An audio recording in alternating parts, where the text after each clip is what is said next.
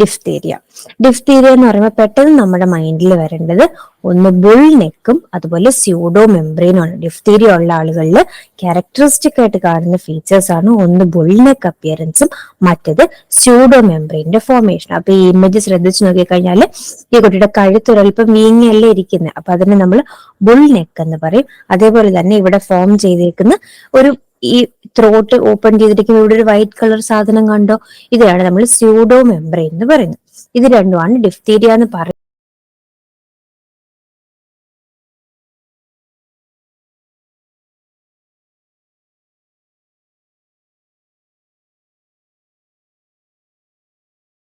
പറയുമ്പോ തന്നെ നമ്മുടെ മൈൻഡിൽ വരേണ്ടത്. ഓക്കെ, ആക്ച്വലി ഡിഫ്തീരിയ എന്ന വാക്കിന് ലെതർ എന്നൊരു മീനിങ് ഉണ്ട്. ഇംഗ്ലീഷിലല്ല, ലെതർ എന്നൊരു മീനിങ് ഉണ്ട്. അപ്പൊ ലെതർ പോലെ, ലെതർ ഒരു ലെയർ പോലെ ഇങ്ങനെ, അതുപോലെ ടഫ് ആയിട്ടുള്ള സ്റ്റിഫ് ആയിട്ടുള്ള ഒരു മെംബ്രെയിൻ ഡിഫ്തീരിയ ഉള്ള ആളുകളുടെ ത്രോട്ടിൽ കാണപ്പെടും. അതുകൊണ്ടാണ് ഡിഫ്തീരിയ എന്നുള്ള പേര് വന്നത്. അപ്പൊ ഈ മീനിങ് ഒന്ന് അറിഞ്ഞിരിക്കാൻ വേണ്ടി പറഞ്ഞത്. അപ്പൊ കണക്ട് ചെയ്ത് കിട്ടാൻ എളുപ്പമായിരിക്കുമല്ലോ. ത്രോട്ടിൽ മാത്രമല്ല പല സ്ഥലങ്ങളിലും ഈ മെംബ്രെയിൻ വരും. ഏറ്റവും കൂടുതലായിട്ട് നമ്മൾ കാണുന്നത് ത്രോട്ടിൽ വരുന്നതാണ്. ഓക്കെ, ഇനി എന്താണ് ഡിഫ്തീരിയ ചെയ്യുന്നത് നമുക്ക് പെട്ടെന്ന് നോക്കാം. The bacilli enters through upper respiratory tract and it remains confined to the site of entry where they multiply and produces diphtheria toxin. Diphtheria cause ചെയ്യുന്ന ബാക്ടീരിയ ആണ് Corynebacterium diphtheria. Respiratory mode of transport ആണ്. Respiratory non respiratory ഉണ്ട്, mainly respiratory ആണ്. അങ്ങനെ upper respiratory ട്രാക്റ്റിൽ enter ചെയ്ത് നമ്മുടെ സെൽസിനെ inward ചെയ്യുന്നു, സെൽസിനകത്തേക്ക് പോകുന്നു, ഡിഫ്തീരിയ ടോക്സിൻ പ്രൊഡ്യൂസ് ചെയ്യും. ഡിഫ്തീരിയ കോർണിബാക്ടീരിയം ഡിഫ്തീരിയ പ്രൊഡ്യൂസ് ചെയ്യുന്ന ടോക്സിന്റെ പേരും ഡിഫ്തീരിയ ടോക്സിൻ എന്നാണ്. അപ്പൊ ഡിഫ്തീരിയ ടോക്സിൻ പ്രൊഡ്യൂസ് ചെയ്യും. The toxin causes local necrotic changes leading to along with superficial inflammatory reaction. അപ്പൊ ഈ ടോക്സിൻ എന്ന് പറഞ്ഞ ഒരു വിഷാംശമാണ്, ബാക്ടീരിയ പ്രൊഡ്യൂസ് ചെയ്യുന്ന വിഷാംശമുള്ള ഒരു സാധനമാണ്. നമ്മുടെ ബോഡിക്ക് ഫേവറബിൾ അല്ലാത്തൊരു സാധനമാണ്. അപ്പൊ എന്ത് ചെയ്യും, ബോഡി അതിനെതിരെ റിയാക്ട് ചെയ്യും. അങ്ങനെ അവിടെ ഇൻഫ്ലമേഷൻ റിയാക്ഷൻ ഉണ്ടാവും. കൂടാതെ ആ സെൽസ് എല്ലാം നശിച്ചു പോകും. സെൽസ് നശിച്ചു പോകുന്നതിനാണ് നമ്മൾ നെക്രോസിസ് എന്ന് പറയുന്നത്.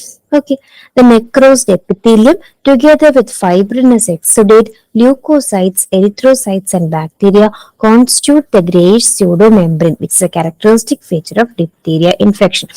അങ്ങനെ അവിടെയുള്ള നശിച്ചു പോകുന്ന സെൽസ്, ആ സെൽസ് പ്രൊഡ്യൂസ് ചെയ്യുന്ന സബ്സ്റ്റൻസസ്, ഈ ബാക്ടീരിയക്കെതിരെ പ്രതിരോധിക്കാൻ വേണ്ടി വരുന്ന ല്യൂക്കോസൈറ്റ്സ്, നമ്മുടെ ബ്ലഡിലുള്ള എരിത്രോസൈറ്റ്സ്, ബാക്ടീരിയ, ഡെഡ് സെൽസ് എല്ലാം കൂടെ ചേർന്ന് ഇങ്ങനെ ഇരിക്കുന്നതാണ് ഈ മെംബ്രെയിൻ, സ്യൂഡോ മെംബ്രെയിൻ.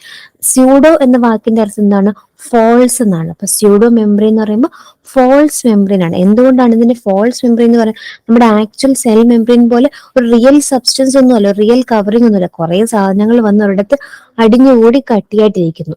അതുകൊണ്ട് നമ്മൾ അതിനൊരു മെംബ്രെയിന്റെ അപ്പിയറൻസ് ഉണ്ടെന്ന് മാത്രം, അല്ലാതെ സ്ട്രക്ചറലി ഫോം ചെയ്തിരിക്കുന്ന ഒരു മെംബ്രെയിൻ ഒന്നും അല്ല. എന്തൊക്കെയാണ് ഇതിന്റെ കമ്പണൻസ് പറയുന്നത്? ഈ പറഞ്ഞ നെക്രോട്ടൈസ്ഡ് എപ്പിത്തീലിയം, ഡെഡ് സെൽസിന്റെ epithelium, fibrinous exudate, leucocytes, erythrocytes, bacteria. The membrane extends from oropharynx to larynx and into trachea. Membrane ഇപ്പൊ നമുക്ക് ഇവിടെ ഓപ്പൺ ചെയ്യുമ്പോൾ നമുക്ക് ഈ കാണുന്ന ഈ പോർഷൻ എന്ന് പറയുന്നത് ഫാരിങ്സ് ആണ്, ഓറോഫാരിങ്സിന്റെ പോർഷൻ ആണ് അല്ലെ. ത്രോട്ടിന്റെ റീജിയൻ എന്ന് പറയുമ്പോൾ ഓറോഫാരിങ്സ് ആണ്. അവിടുന്ന് താഴേക്ക് ലാരിങ്സിലേക്ക് ട്രക്കിയ വരെയും ഈ മെംബ്രെയിൻ എക്സ്റ്റെൻഡ് ചെയ്യും.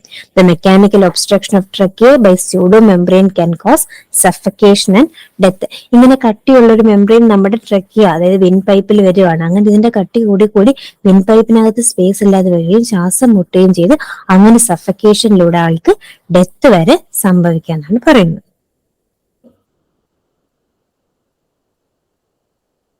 Diphtheria, ഇനി ഡീറ്റെയിൽ ആയിട്ട് നോക്കാം. Diphtheria is an acute infectious disease caused by toxigen. Acute ആണ്, ഇൻഫെക്ഷ്യസ് ഡിസീസ് ആണ്, caused by toxigenic strains of Corynebacterium diphtheriae. Three major clinical types have been described: anterior nasal, facial and laryngeal. മെയിനായിട്ട് നമ്മൾ കാണുന്ന 3 types ആണ് anterior nasal, facial and laryngeal types of diphtheria. However, skin, conjunctiva, vulva and other parts of body may be affected.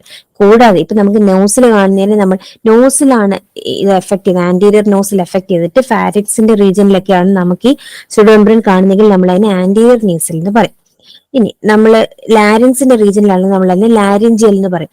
അത് കൂടാതെ respiratory ട്രാക്റ്റിൽ കൂടാതെ സ്കിന്നിലും conjunctiva, നമ്മുടെ കണ്ണിന്റെ കൺജങ്ക്റ്റൈവയിലും ഒക്കെ ഈ സ്യൂഡോ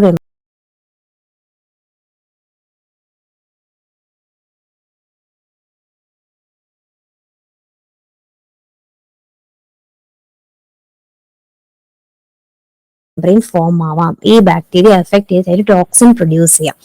അതുപോലെ തന്നെ ജനൈറ്റൽ ഓർഗൻസിലെ വൾവയിലും ഒക്കെ ഇത് എഫക്ട് ചെയ്യാം. The bacilli multiply locally, usually in the throat, and elaborate a powerful exotoxin. എപ്പോഴും ഓർക്കണം, ഇത് എക്സോടോക്സിൻ ആണ്, ബാക്ടീരിയ പുറത്തേക്ക് റിലീസ് ചെയ്യുന്നതാണ്. അപ്പൊ നമ്മൾ എക്സോടോക്സിൻ എന്ന് പറയും. It is responsible for formation of greyish yellow membrane. ആ മെംബ്രെയിന്റെ കളർ ആണ് പറയുന്നത് ഗ്രേയിഷ് യെല്ലോ മെംബ്രെയിൻ ആണ്. ഫോൾസ് മെംബ്രെയിൻ അല്ലെങ്കിൽ സ്യൂഡോ മെംബ്രെയിൻ ആണ്. കോമൺലി എവിടേക്കാണ് കാണുന്നത്? Over the tonsils, pharynx or larynx. പക്ഷെ അല്ലാതെ ഇപ്പൊ സ്കിന്നിന്റെ മേലെ വരുന്നെങ്കിൽ സ്കിന്നിൽ എവിടെയാണോ ഒരു വൂണ്ട് ഉണ്ടാവുന്നത് അവിടെ ഇത് ഫോം ചെയ്യും. കണ്ണിലാണെങ്കിൽ കണ്ണിൽ, വൾവയിലാണെങ്കിൽ വൾവയിൽ. Okay, with well defined edges and membrane cannot be wiped away.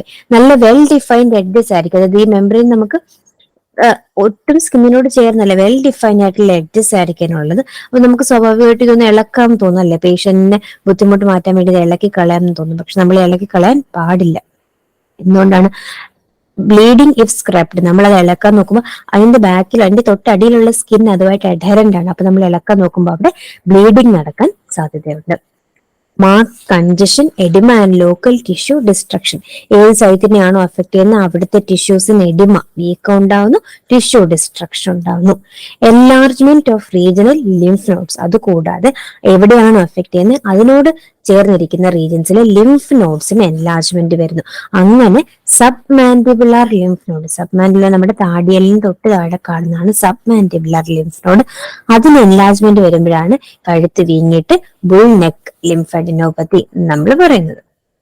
പിന്നെ ടോക്സീമിയയുടെ സയൻസ്. ആ ടോക്സിൻ ബ്ലഡിലേക്ക് സ്പ്രെഡ് ആവുന്നതിന്റെ എല്ലാ ലക്ഷണങ്ങളും കാണാം. കോസേറ്റീവ് ഏജന്റ് ആരാണ്? കോർണി ബാക്ടീരിയം ഡിപ്തീരിയ ആണ്. ഗ്രാം പോസിറ്റീവ് ആണ്. എക്സോടോക്സിൻ ആണ് പ്രൊഡ്യൂസ് ചെയ്യുന്നത്. 4 types of diphtheria bacilli are differentiated: gratis, mitis, gravis, mitis, belfanti and intermedius, all pathogenic to man. 4 strain ഉണ്ട്: ഗ്രാവിസ്, മൈറ്റിസ്, ബെൽഫാന്റി ആൻഡ് ഇന്റർമീഡിയസ്. അതിൽ മൈറ്റിസ് ആണ് ഏറ്റവും കൂടുതൽ സിവിയർ ആയിട്ട് ഉള്ള ഇത് കോസ് ചെയ്യുന്നത്, ഇൻഫെക്ഷൻ കോസ് ചെയ്യുന്നത്. Not all strains of organisms are toxigenic. എല്ലാ കോർണി ബാക്ടീരിയയും ടോക്സിജനിക് അല്ല. ടോക്സിൻ പ്രൊഡ്യൂസ് ചെയ്യുന്ന ചില കോർണി ബാക്ടീരിയ ഉള്ള. ആക്ച്വലി ഈ കോർണി ബാക്ടീരിയ എന്ന് പറയുന്ന ബാക്ടീരിയനെ ഒരു പർട്ടിക്കുലർ വൈറസ് എഫക്ട് ചെയ്യും. അങ്ങനെ ബാക്ടീരിയ എഫക്ട് ചെയ്യുന്ന വൈറസിനെ നമ്മൾ പറയുന്ന പേരാണ് ബാക്ടീരിയോഫേജ്. അപ്പൊ ബാക്ടീരിയ എഫക്ട് ചെയ്യുന്ന വൈറസ് അല്ലെങ്കിൽ ബാക്ടീരിയോഫേജ് വന്ന് ബാക്ടീരിയ എഫക്ട് ചെയ്യുമ്പോഴാണ് അങ്ങനെ വൈറസ് എഫക്റ്റഡ് ബാക്ടീരിയയാണ് നമ്മുടെ ബോഡിയിൽ വന്നിട്ട് ഈ ടോക്സിനെ പ്രൊഡ്യൂസ് ചെയ്യുന്നത്. ഏത് ടോക്സിൻ? കോർണി ബാക്ടീരിയയുടെ എക്സോടോക്സിനെ പ്രൊഡ്യൂസ് ചെയ്യുന്നത്. The toxin can affect the heart leading to myocarditis or nerves leading to paralysis. ഇപ്പൊ എവിടെയാണോ ഈ ടോക്സിൻ പ്രൊഡ്യൂസ് ചെയ്യുന്നത് അവിടുത്തെ സെൽസിന് നേരത്തെ പറഞ്ഞ പോലെ വീക്കം ഉണ്ടാകുന്നു, അവിടുത്തെ സെൽസ് നശിക്കുന്നു. കൂടാതെ നമ്മുടെ ഹാർട്ടിലെ സെൽസ്, ഹാർട്ട് മസിൽസിന്, നമ്മുടെ മയോകാർഡിയം, നമ്മുടെ ഹാർട്ട് മസിൽസിന്റെ ലെയർ ആണ് മയോകാർഡിയം. Pericardium, myocardium, endocardium. അതിൽ മയോകാർഡിയം ഹാർട്ട് മസിൽസ് ആണ്. ആ ഹാർട്ട് മസിൽസിനെ അഫക്ട് ചെയ്യും, അവിടുത്തെ നേഴ്സിനെയും അഫക്ട് ചെയ്യും. ഹാർട്ട് മസിൽസിനെ അഫക്ട് ചെയ്യുമ്പോൾ എന്ത് പറ്റും? മയോകാർഡൈറ്റിസ്, ഇൻഫ്ലമേഷൻ ഓഫ് മയോകാർഡിയം, വീക്കം, മയോകാർഡിയത്തിന്റെ വീക്കം. അതേപോലെ നമ്മുടെ നെർവസ് സിസ്റ്റത്തിലുള്ള നെർവ്സിനെ അഫക്ട് ചെയ്യും. അപ്പൊ എന്ത് പറ്റും? പാരാലിസിസും സംഭവിക്കാം. നെർവ്സ് അഫക്റ്റഡ് ആകുമ്പോൾ അങ്ങനത്തെ പാരാലിസിസ് സംഭവിക്കാം. Diphtheria bacilli are sensitive to penicillin and are readily killed by heat and chemical agents. They may survive for short period in dust and fomites. പെൻസിലിനാണ് നമ്മൾ മെയിൻലി ഇതിന് അഗൻസ്റ്റ് ആയിട്ട് കൊടുക്കുന്ന ആന്റിബയോട്ടിക്. ഹീറ്റും കെമിക്കൽസും ഉപയോഗിക്കാറുണ്ട് ഇതിനെ കില്ല് ചെയ്യാൻ. സോഴ്സ് ഓഫ് ഇൻഫെക്ഷൻ എന്ന് പറയുന്നത് ഡിഫ്തീരിയ ഉള്ള ഒരാൾ, അതാണ് ഒരു സോഴ്സ്. അല്ലെങ്കിൽ കാരിയർ എന്ന് പറയുമ്പോൾ അയാൾക്ക് സിംറ്റംസ് കാണത്തില്ല, പക്ഷെ അയാളുടെ ഉള്ളിൽ ബാക്ടീരിയ കൊണ്ട് അയാൾക്ക് സ്പ്രെഡ് ചെയ്യാനും പറ്റും. Case ranges from sub clinical to frank clinical cases. ചില കേസുകൾ ക്ലിനിക്കൽ കേസാണ്, എല്ലാ സിംറ്റംസും ഉള്ള കേസുകളാണ്. ചിലത് ബാക്ടീരിയ ഉള്ളിലുണ്ട് പക്ഷെ സിംറ്റംസ് ഇല്ലാത്ത സബ് ക്ലിനിക്കൽ കേസുകളാണ്. Mild or silent infections may exhibit no more than a mere running nose or sore throat. These cases play an important role than frank case spreading an infection. ചില ആളുകൾക്ക് mild ആയിട്ട് infection വരുള്ളൂ. ചിലപ്പോൾ അവർക്ക് already immunisation കിട്ടിയോണ്ടായിരിക്കാം, DPT vaccine ഉണ്ട് ഡിഫ്തീരിയയ്ക്ക് against, അപ്പൊ ആ vaccine എടുത്തുകൊണ്ടായിരിക്കാം, അല്ലെങ്കിൽ ഓൾറെഡി ഇത് വന്നു പോയോണ്ടായിരിക്കും. അപ്പൊ അങ്ങനെയുള്ളവരിൽ സിംറ്റംസ് കുറവായിരിക്കും, അപ്പൊ അവരും അറിയത്തില്ല, മറ്റുള്ളവരും അറിയത്തില്ല. അങ്ങനെയുള്ളവരാണ് മൈൽഡ് കേസസ്, അവരാണ് ഏറ്റവും കൂടുതൽ ഇൻഫെക്ഷൻ സ്പ്രെഡ് ചെയ്യാനുള്ള ചാൻസസ്. Sub clinical cases. അടുത്തത് carriers. Carriers are common cause of infection. Carriers അതേപോലെ തന്നെ അവർക്ക് സിംറ്റംസ് കാണത്തില്ല, പക്ഷെ അവർക്ക് പാത്തജനെ ട്രാൻസ്മിറ്റ് ചെയ്യാൻ പറ്റും. കാരിയേഴ്സ് വളരെ കോമൺ ആയിട്ട് കാണും നമുക്ക് ഡിഫ്തീരിയയുടെ കേസിൽ. They will be temporary or chronic. ഏറ്റവും കൂടുതൽ ഒരു കാരിയറിൽ നിന്ന് സ്പ്രെഡ് ആവുന്ന എപ്പോഴും അവരുടെ നോസിലെ സെക്രീഷനിൽ നിന്നോ ത്രോട്ടിലെ സെക്രീഷനിൽ നിന്നോ ഒക്കെ ആയിരിക്കും.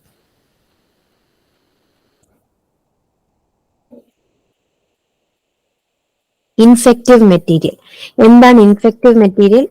nasopharyngeal secretion, discharge from skin lesions, contaminated fomites and possibly infected dust.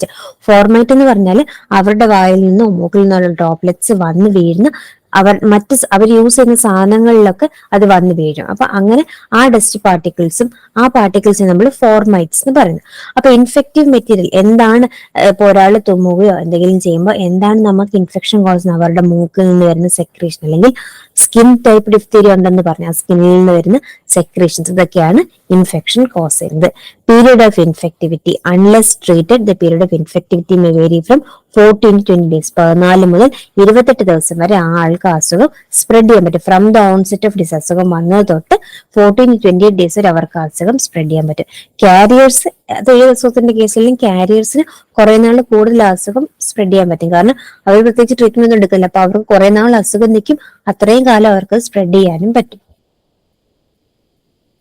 Fatality rate on average is 10%, which has changed little in the past decades in untreated cases and in children under 5 years of age. 1 out of 5 children who get diphtheria dies. 10% ഒക്കെയാണ് fatality rate. അതായത് 100 പേർക്ക് വന്നാൽ 10 പേരൊക്കെ ഇത് കാരണം മരിച്ചു പോകാനുള്ള risk ഉള്ളു. വളരെ റിസ്ക് കുറവാണ്. അതുപോലെ children under 5 years of age ആണെങ്കിൽ അതിൽ 5 കുട്ടികൾക്ക് വന്നതിൽ ഒരു കുട്ടിയെ മരിക്കാനുള്ള ചാൻസ് ഉള്ളു. എന്ന് പറയുമ്പോൾ കുട്ടികളുടെ കേസിൽ കുറച്ചുകൂടെ ഫെയിലാണ്, പക്ഷെ അല്ലാതെ അതിന്റെ ഫെറ്റാലിറ്റി റേറ്റ് 10% ആണ്.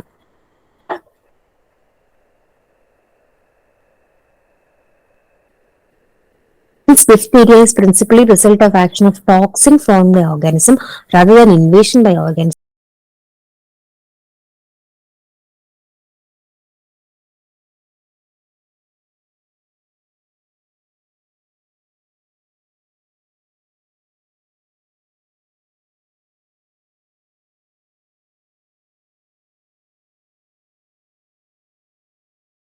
Resistance to disease depends largely on availability of specific neutralizing antitoxin in the bloodstreams.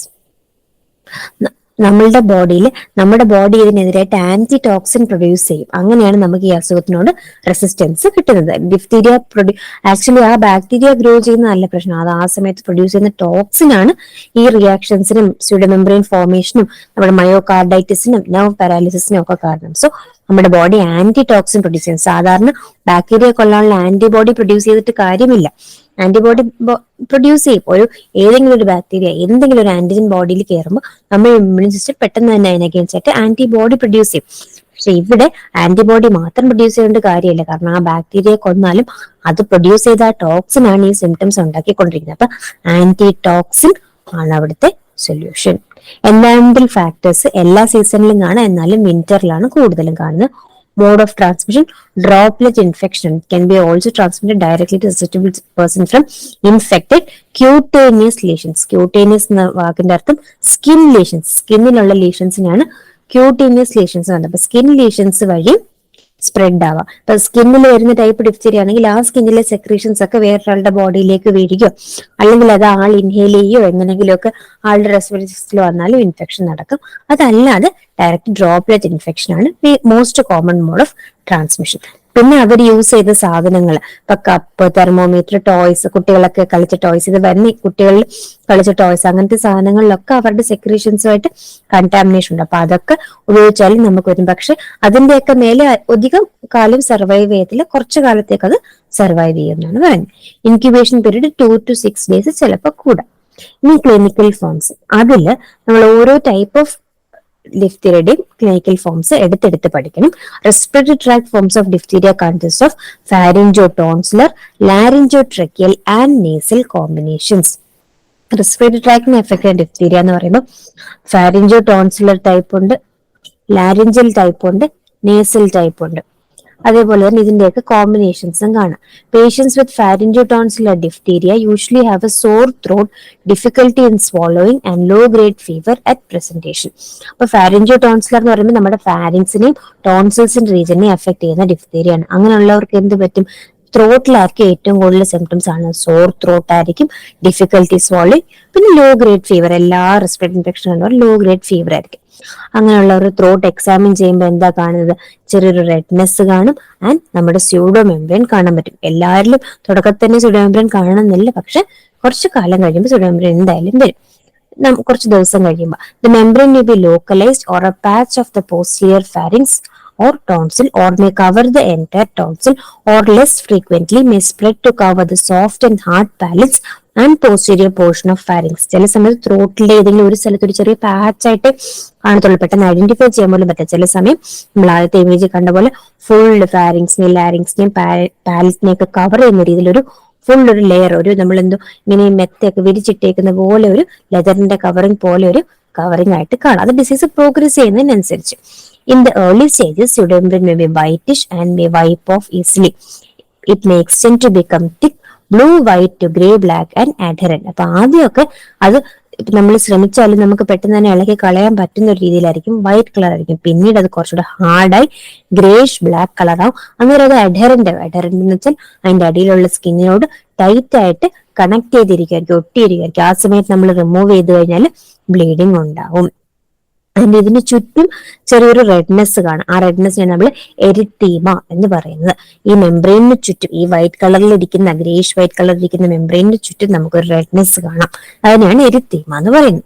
Patients with severe disease may have marked edema of the submandibular area and the anterior portion of neck along with lymphadenopathy, giving a characteristic bull neck appearance. നേരത്തെ പറഞ്ഞ പോലെ തന്നെ നമ്മുടെ താടിയെല്ല്, താഴത്തെ കീഴ്ത്താടിയുടെ എല്ലിന് താഴെ, താടിയെല്ലിന് പറയുന്ന പേരാണ് മാൻഡിബിൾ.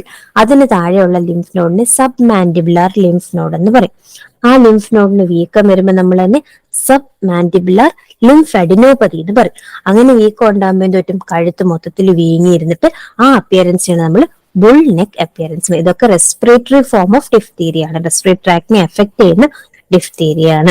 ഇതാണ് ഏതെങ്കിലും ചാൻസ് ഒരു ഇമേജ് ബേസ്ഡ് ക്വസ്റ്റ്യൻ ഒക്കെ വരാണെങ്കിൽ ഡിഫ്തീരിയ ചോദിക്കാനുള്ള ചാൻസ് വളരെ കൂടുതലാണ്. ഈ ഇമേജ് വന്നിട്ട് ഡിസീസ് ഐഡന്റിഫൈ ചെയ്യുക, അല്ലെങ്കിൽ പാത്തജനെ ഐഡന്റിഫൈ ചെയ്യുക, അല്ലെങ്കിൽ ഡിഫ്തീരിയയിലേക്ക് എന്തെങ്കിലും ക്വസ്റ്റ്യൻ ചോദിക്കാം.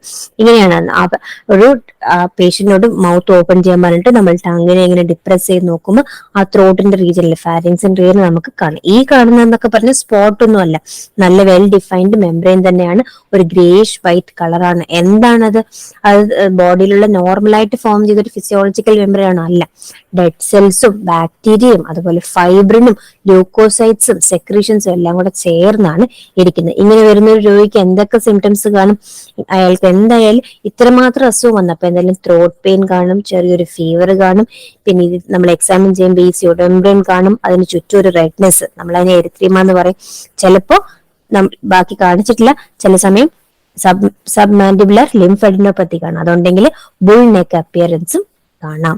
Diphtheria bacilli within the membrane continue to produce toxin actively. ഈ മെംബ്രെയിനകത്തും ആരുണ്ട്? ബാക്ടീരിയ ഉണ്ട്. അപ്പൊ ആ ബാക്ടീരിയ അവിടെ ഇരുന്നുകൊണ്ട് ഇങ്ങനെ ടോക്സിൻസ് പ്രൊഡ്യൂസ് ചെയ്യണം, bacteria toxin. This is absorbed and results in distant toxic damage, particularly parenchymatous degeneration. ഈ ടോക്സിൻ നമ്മുടെ ബ്ലഡിലേക്ക് അബ്സോർബ് ചെയ്യാണ്, എന്നിട്ട് അത് മറ്റ് സെൽസിനെ ഡാമേജ് ചെയ്യും. Fatty infiltration and necrosis in the heart muscle, liver, kidneys and adrenals, sometimes accompanied by gross hemorrhage. അപ്പൊ ഈ ടോക്സിൻ ബ്ലഡിലേക്ക് ചെന്നിട്ട് അത് ഹാർട്ട് മസിൽസിനെ, ലിവറിനെ, കിഡ്നിയെ, അഡ്രിയൽ ഗ്ലാൻഡിനെ ഒക്കെ എന്ത് ചെയ്യും? നശിപ്പിക്കും. അവിടുത്തെ സെൽസിനെ ഡീജനറേറ്റ് ചെയ്യിപ്പിക്കും, നശിപ്പിക്കും. അതുപോലെ തന്നെ സിവിയർ ഹെമറേജ് എന്ന് പറഞ്ഞ ബ്ലീഡിങ്, സിവിയർ ബ്ലീഡിങ് കോസ് ചെയ്യാൻ പറ്റും.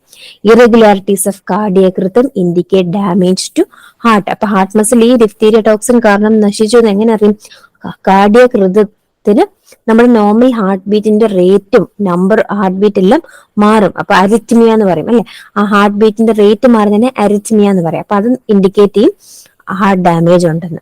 അതേപോലെ തന്നെ there might be difficulties with vision, speech, സ്വോളോയിങ് or movement of arms and legs. എന്തുകൊണ്ടാണ് ഓരോ നെർവ്സിനെ എഫക്ട് ചെയ്യുന്നുണ്ടെങ്കിൽ ക്രേനിയൽ നെർവ്സിനെ എഫക്ട് ചെയ്യുന്നുണ്ടെങ്കിൽ അപ്പൊ വിഷനുള്ള നെർവിനെ എഫക്ട് ചെയ്യുമ്പോൾ വിഷൻ എഫക്റ്റഡ് ആവും, സ്പീച്ചിന്റെ എഫക്ട് ആവുമ്പോൾ സ്പീച്ചും, അതേപോലെ തന്നെ സ്വോളോയിങ്, പിന്നെ കാലിന്റെ കൈയുടെ മൂവ്മെന്റ്സ് മറ്റ് നെർവ്സിനെ എഫക്ട് ചെയ്യുമ്പോൾ മോട്ടോർ ന്യൂറോൺസിനെ എഫക്ട് ചെയ്യുമ്പോൾ മൂവ്മെന്റ് ഒക്കെ എഫക്റ്റഡ് ആവും. Toxin also produces nerve damage resulting in paralysis of soft palate, eye muscles or extremities. Patients who survive complications recover completely. ഇതൊക്കെ വന്ന് മോസ്റ്റ്ലി ഡെത്തിലേക്കാണ് ആളുകൾ പോവുക ഇത്രയും സിവിയർ ആയി കഴിഞ്ഞാൽ. അല്ലാത്തവർക്ക് അസുഖം മാറി കഴിയുമ്പോൾ കംപ്ലീറ്റ് റിക്കവറി പോസിബിൾ ആണ്. അപ്പൊ ഏതൊക്കെയാ types? Laryngo tracheal type, nasal type, പിന്നെ നോൺ റെസ്പിറേറ്ററി ടൈപ്പ് ആണ് ക്യൂട്ടേനിയസ് എന്ന് പറയുന്നത്. ലാരിഞ്ചോ ട്രക്കിയൽ ടൈപ്പ് എന്ന് പറഞ്ഞാൽ most often preceded by pharyngo tonsillar disease. നമ്മുടെ ഫാരിങ്സിനെയും ടോൺസിൽസിനെയും ആയിരിക്കും ആദ്യം എഫക്ട് ചെയ്യുന്ന. ഫീവർ ഉണ്ടായിരിക്കും.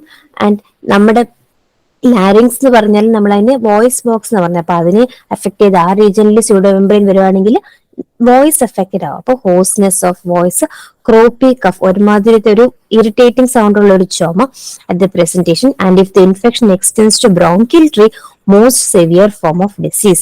Initially indistinguishable from viral group or epiglottitis. നമ്മൾ ചിലപ്പോൾ എപ്പിഗ്ലോട്ടൈറ്റിസ് എന്നൊക്കെ ആണോ, എപ്പിഗ്ലോട്ടിസിന്റെ ഇൻഫ്ലമേഷൻ ആണോ എന്നൊക്കെ തിരിച്ചറിയാൻ ബുദ്ധിമുട്ടായിരുന്നു. പക്ഷെ പിന്നീട് സിവിയർ ആയിട്ടുള്ള പ്രോസ്ട്രേഷൻ ആൻഡ് ഡിസ്നിയ, സിവിയർ ആയിട്ടുള്ള ശ്വാസം മുട്ടൽ വരും. എന്തുകൊണ്ട്? Obstruction caused by the membrane. ഈ മെംബ്രെയിൻ ത്രോട്ടിന്റെ റീജിയനിൽ ഫോം ആയിട്ട് താഴേക്ക് പോവാണ്. ലാരിങ്സിനെയും ട്രക്കിയൊക്കെ എഫക്ട് ചെയ്യണം. നമ്മുടെ വിൻ പൈപ്പ് ഓൾറെഡി അധികം സ്പേസ് ഒന്നും ഇല്ലാത്തൊരു നാരോ മെംബ്രെയിൻ ആണ്. അതിനകത്ത് വീണ്ടും മെംബ്രെയിൻ ഫോം ആകുമ്പോൾ എന്ത് പറ്റും? കുറച്ചുകൂടെ സ്പേസ് വല്ലാണ്ട് കുറയും. അങ്ങനെ കുറഞ്ഞ് സ്ഥലം ഇല്ലാതെ വന്ന്, ബ്രീത്ത് ചെയ്യാനുള്ള സ്ഥലം ഇല്ലാതെ വന്ന് ശ്വാസം മുട്ടലാവും. അപ്പൊ ഈ ശ്വാസം മുട്ടലൊക്കെ വരുമ്പോൾ സിവിയർ ഡിസീസ് ആണ് മനസ്സിലാക്കാം. സിവിയർ ഒബ്സ്ട്രക്ഷൻ ഒക്കെ വന്നാൽ നമ്മൾ എക്സ്റ്റേണലി നമ്മൾ ഹെൽപ്പ് ചെയ്യണം, ട്രക്കിയോസ്റ്റോമി ഒക്കെ ചെയ്യേണ്ടി വരും. ആർട്ടിഫിഷ്യൽ ആയിട്ട് നമ്മൾ കട്ട് ചെയ്ത് എൻഡോട്രക്കിയൽ ഇൻറ്റ്യൂബേഷൻ ഒക്കെ ചെയ്ത് അവരെ റെസിസിറ്റേറ്റ് ചെയ്യേണ്ടി വരും. ഇനി nasal diphtheria, mildest form of respiratory diphtheria, respiratory ട്രാക്കിനെ തന്നെ എഫക്ട് ചെയ്യുന്ന കുറച്ചുകൂടെ മൈൽഡ് ഫോം ആണ്. അത് എവിടെയാണ്? നേസൽ സെപ്റ്റം അല്ലെങ്കിൽ ടെർബിനേറ്റ്സിലാണ് കാണുന്നത്. നേസൽ സെപ്റ്റം എന്ന് പറയുമ്പോൾ നമ്മുടെ മൂക്കിനെ രണ്ടായിട്ട് ഡിവൈഡ് ചെയ്യുന്ന സെന്ററിലെ ആ ഒരു പോർഷൻ ഇല്ലേ, നമ്മൾ ആ സെന്ററിൽ നമുക്ക് പിടിക്കാൻ പറ്റുന്ന സോഫ്റ്റ് ആയിട്ടുള്ള ആ ഒരു പോർഷൻ, ആ പോർഷനിലും അതേപോലെ തന്നെ അതിനകത്ത് മുകളിലേക്കുള്ള ടെർബിനേറ്റ്സിലും ഒക്കെയാണ് നമുക്ക് ഈ എഫക്ട് ചെയ്യുന്നത്. അതായത് ആ റീജിയനിലെ സെൽസിനായിരിക്കും വീക്കം വരുന്നതും അവിടെ സെക്രീഷൻസ് ഉണ്ടാകുന്നതും സ്യൂഡോ മെംബ്രെയിൻ ഫോം ആവുന്നതൊക്കെ. പക്ഷെ അതൊക്കെ റെയർ ആണ്. കൂടുതലായിട്ടും ഏറ്റവും കോമൺ ആയിട്ട് കാണുന്ന സ്ഥലം ലാരിഞ്ചോട്രക്കിയൽ ഡിഫ്തീരിയ ആണ്. ഇനി non respiratory type of diphtheria എന്ന് പറയുമ്പോൾ റെസ്പിറേറ്ററി സിസ്റ്റം അല്ലാതെ മറ്റ് സൈറ്റിൽ എഫക്ട് ഡിഫ്തീരിയ ആണ്. ഒന്ന് ക്യൂട്ടേനിയസ് ഡിഫ്തീരിയ, സ്കിന്നിനെ എഫക്ട് ചെയ്യുന്നു. രണ്ട് കണ്ണിലെ കൺജങ്ക്റ്റൈവയെ എഫക്ട് ചെയ്യുന്നു. മൂന്ന് ജനൈറ്റൽ ഓർഗൻസിനെ എഫക്ട് ചെയ്യുന്നു. അതിൽ cutaneous diphtheria is more common in tropical areas.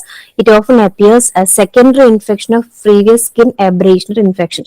Direct ആയിട്ട് ഡിഫ്തീരിയയുടെ ബാക്ടീരിയ അവിടെ വന്നൊരു ഇൻഫെക്ഷൻ കോസ് ചെയ്യുന്നതല്ല. പൊതുവെ എന്തെങ്കിലും ഒരു മുറിവുണ്ട്, ആ മുറിവിലേക്ക് ഈ ബാക്ടീരിയ എങ്ങനെയും വന്നിരുന്നിട്ട് പിന്നെ അത് അവിടെ ഇരുന്ന് ഗ്രോ ആയി അതിന്റെ ടോക്സിൻ പ്രൊഡ്യൂസ് ചെയ്യും. അപ്പൊ എന്ത് പറ്റും? ഒരു അൾസർ ഫോമും, ഒരിക്കലും ഹീൽ ആവാത്ത ഒരു നോൺ ഹീലിംഗ് അൾസർ ആയിരിക്കും അത്. ഭയങ്കരമായിട്ട് അതിനകത്തുനിന്ന് സെക്രീഷൻസ് വരികയും വലിയ ഡീപ്പായിട്ടുള്ള ഒരു വൂണ്ട് ആവുകയും ചെയ്യും. ആ വൂണ്ടിന് ചുറ്റും ഇതേപോലെ ഒരു റെഡ്നെസ് കാണാം, ഒരു എരിത്രീമ കാണാം. അതുപോലെ സ്യൂഡോ മെംബ്രെയിനും ഫോം ആവും. മെംബ്രെയിന് ചുറ്റും എരിത്രീമയും കാണാം.